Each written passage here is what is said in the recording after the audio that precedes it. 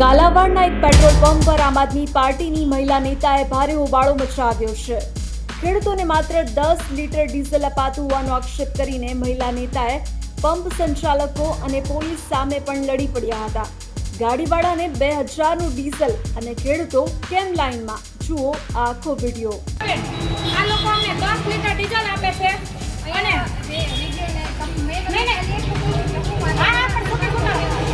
એને મારો એક જ વાંધો છે કે ભાઈ મેં આ ડબલાની ડેટ લઈ ગઈ છે તો મેં એમ કીધું કે ખેડૂતોને નથી જોતું તો તમે શા માટે ડીઝલ આપો છો અને આમાં ડેટ વહી ગઈ છે કે આ મુદ્દો આઈને પતાવો, ખેડૂતોને ડીઝલ આપો।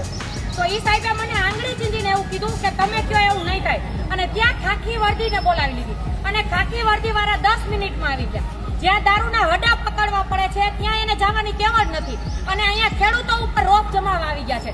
પણ મારે આ દરેક ખેડૂતોને કહેવું છે કે તમારા હક માટે લડતા શીખો। તો 4 વ્હીલ વાળાને 2000 નું દેવું છે અને ખેડૂતોને 10 લીટર માટે લાઈનમાં ઉભા રાખવા છે।